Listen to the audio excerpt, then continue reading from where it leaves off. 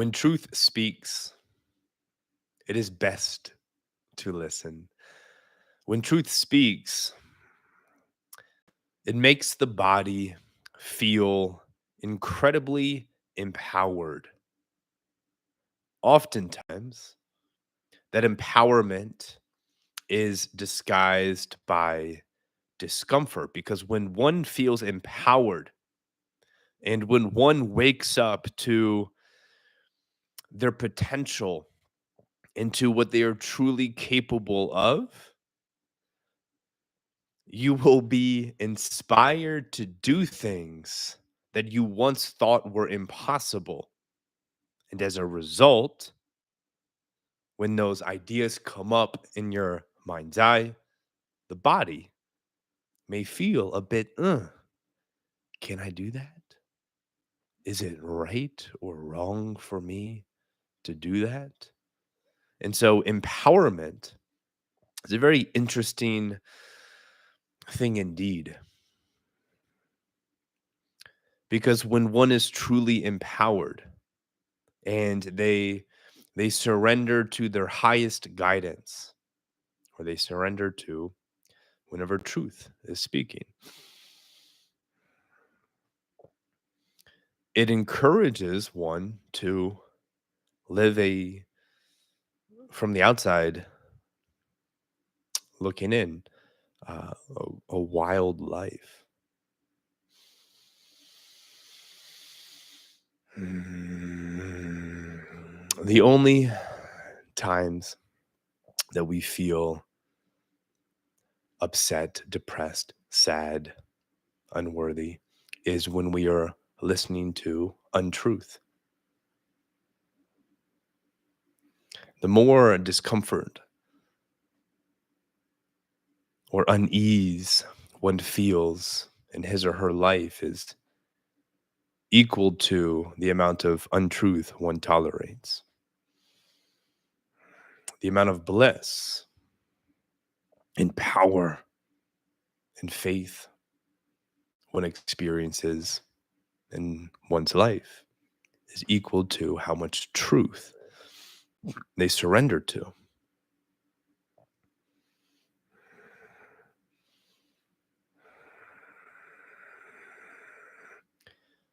And to access this truth, it's not a mental thing. It's not something you do up here. It must be done beyond the mind. There are a couple places you can do it, both of which are beyond the mind. One of which is to drop into the heart. So rather than having your energy of awareness here, you can shift your energy and awareness to your heart and just notice how that radically alters the thoughts that come up. And when you're operating here, you're more sensitive to the truth and you're much more likely to call in the truth or at least be receptive to it. Because when the truth tries to like penetrate the mind's walls are so thick, the mind is so guarded that it's very hard to get through because the mind immediately begins to analyze whatever comes up and it begins to consider whether or not I think I'm worthy of that or I think I'm capable of that or uh, what would other people think of me if I said that or if I did that. That's why the truth has a really hard time coming to the brain, to the mind. But if you're operating in your heart, the heart is not rational. The heart does not analyze what comes up. It just simply receives.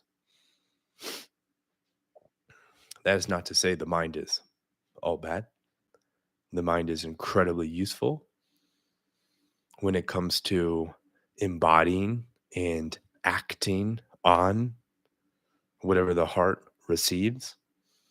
But Its job is not to receive. Its job is to do, to build, to create, to be intense. The heart receives. So when you need guidance, when you need to know what your next move is, drop into your heart. Like I said, there's two areas that you can tune into, both of which are beyond the mind. And the second one, kind of hard for me to point to, simply above. I think they call this your crown chakra, perhaps. But you can shift your energy outside of your mind and into your crown chakra. And if you shift your energy here and if you operate energetically here, again, you are far more receptive and sensitive to when truth appears. And when it does appear, you don't fight it. You don't try to analyze it or understand it. You just simply allow it to be there. But if you're constantly here, truth can like try to knock, knock, knock, knock, knock, knock, knock.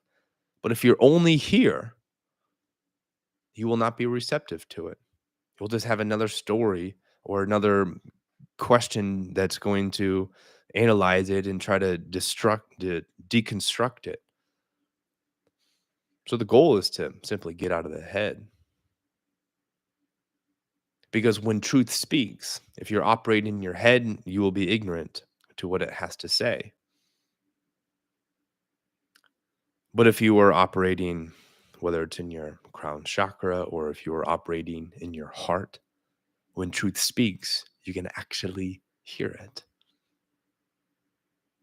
And once you hear it and you notice it, then you can begin to use your mind to take the necessary action to move the needle in the right direction.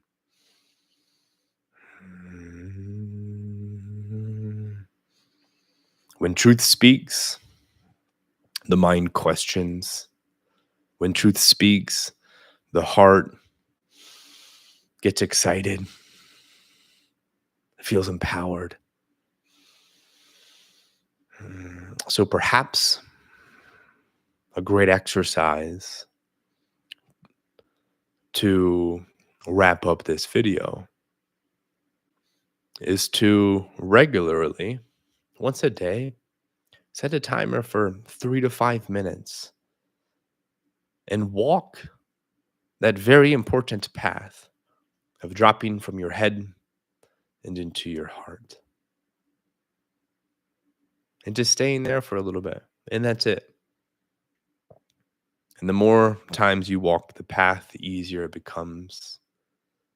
You can also walk the path of operating from your mind to your crown chakra, whichever one feels most exciting to you. I like to play with both. They feel a little bit different, but they are both beyond the mind.